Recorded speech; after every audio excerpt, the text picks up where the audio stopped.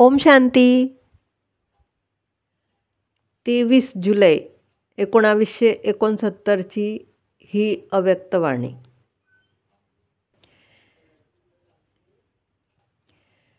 या अव्यक्तवाणीचे टायटल आहे सफलतेचा आधार, परखण्याची शक्ती.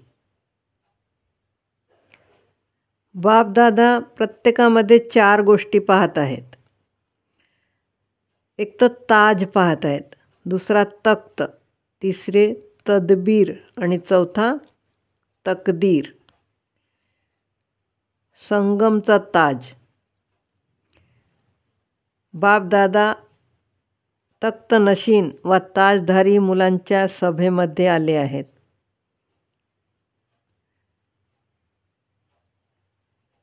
प्रत्येकाचा ताज आपापल्या शक्तीनुसार आहे. बाबा पाहत आहेत या संगममध्ये कोण कोण ताज तख्तधारी बनून बसलेले आहेत.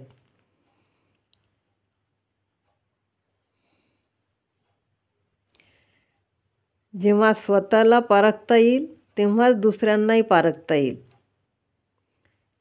हे पण ओळखण्याची गरज आहे. कारण आता वेळच अशी आहे की परखण्याच्या शक्तीची अति आवश्यकता आहे. सर्व्हिसमध्ये पण सफलता मिळण्याचे मुख्य साधन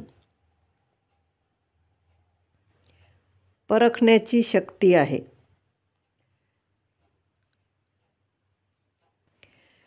परखण्याची शक्ती नसल्याने ज्यांना जे पाहिजे त्या रूपात त्यांना ते मिळत नाही.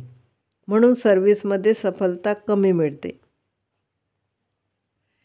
आणि कमी सर्व्हिसचा परिणाम म्हणजे प्रजा खूप बनते पण वारीस कमी निघतात.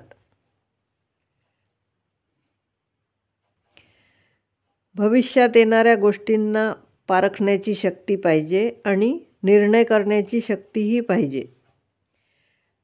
निर्णय झाल्यावर निवारण शक्तीही पाहिजे. तेव्हाच सामना करता येईल. सामना केल्यावरच यज्ञाची प्रत्यक्षताची सफलता मिळेल. एका सेकंदात मालिक आणि एका सेकंदात बालकपणेची आवश्यकता आहे. जिथे बालक बनायचे आहे तिथे मालिक पण नको. जशी वेळ तसे स्वरूप असले पाहिजे. संगठनमध्ये विचार देण्याच्या वेळी मालिक आणि निमित्त बनलेले भाऊ बहिणी जेव्हा फायनल विचार करतात तेव्हा बुद्धीला बिलकुल बालक पण बनवायचे आहे.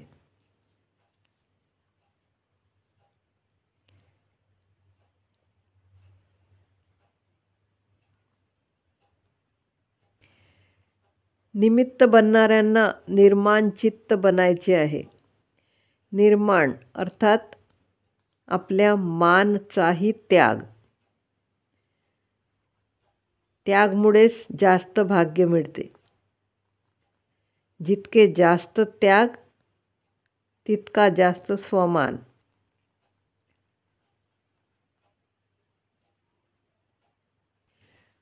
परखण्याची शक्ती वाढवण्याचा पुरुषार्थ.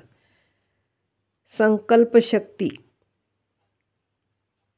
ला ब्रेक लावता आले पाहिजे. मनाचा संकल्प आणि बुद्धीची जजमेंट पण पाहिजे.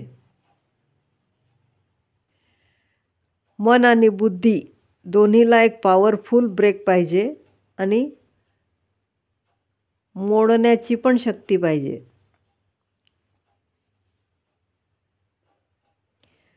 यालाच यादची शक्ती वा अव्यक्त शक्ती म्हणतात.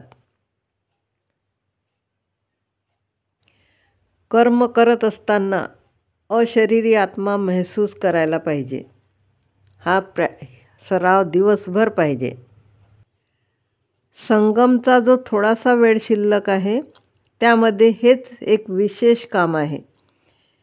मध्ये मध्ये वेळ काढायचा आहे. बिंदुरूपमध्ये स्थित होणे काही कठीण नाही. कारण बिंदुरूप न्यारा आहे. निराकारही आहे. संकल्पच खाली आणतो. संकल्पाला ब्रेक देण्याची शक्ती पाहिजे. मग जास्त वेळ अव्यक्त स्थितीमध्ये स्थित राहता येईल. स्वतःला आत्मा समजून त्या स्वरूपमध्ये स्थित व्हायचे आहे. जेव्हा स्वस्थितीमध्ये स्थित राहतील तेव्हा स्वतःचे गुण तर अनुभव होतीलच, पण ज्या जागेवर पोहोचाल तिथले गुणही अनुभव होतील. एखाद्या शांत ठिकाणी गेले तर तिथली शीतलता अनुभव होते. तसेच आत्मअभिमानी म्हणजे बाबांची याद. आत्मिक स्वरूपमध्ये बाबाची आठवण राहणार नाही हे होऊ शकत नाही. बिंदू रूपमध्ये स्थित झाल्याने न्यारेपणचा अनुभव होईल, जो की आत्म्याचा वास्तविक गुण आहे. याचा पण सराव पाहिजे, कारण आता वेळ कमी आहे आणि कार्य जास्त आहे. वेळेला सफल करणे ही खूप मोठी शक्ती आहे.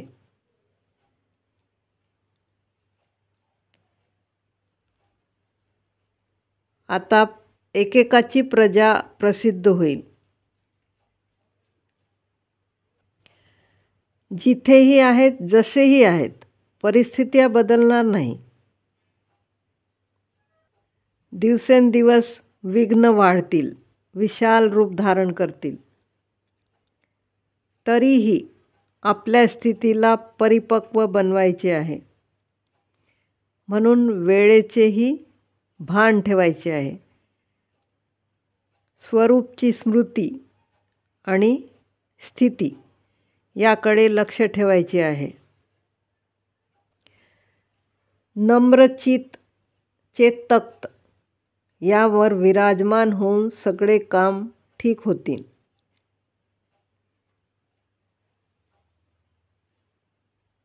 बापदादा म्हणतात, दिवसभरात 4 गोष्टी नेहमी येतात: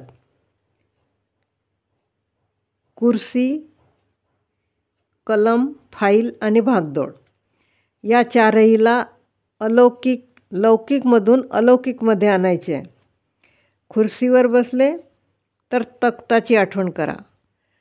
कलम उचलली, पेन उचलला तर कमळाच्या फुलाची आठवण करा. फाईल पाहिले तर पोतामेलची आठवण करा. आणि भागदौड आहे तर सीढीमध्ये उतरणे आणि चढणे ही प्रॅक्टिस करा.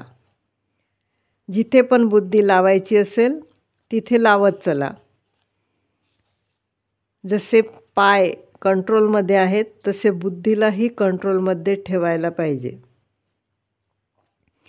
आता बुद्धीला लौकिकमधून अलौकिकमध्ये परिवर्तन करायचे आहे, तर अवस्थाही परिवर्तन होऊन जाईल. सगळेच स्नेही आहेत आणि सरेंडर बुद्धी आहेत आणि सर्व्हिससाठी सगळे तयारही राहतात. लक्षात ठेवायचे आहे, जसे कर्म मी करेल मला पाहून सगळे करतील. लहानांना प्रेम करायचे आहे आणि मोठ्यांना आदर द्यायचा आहे. ओम शांती.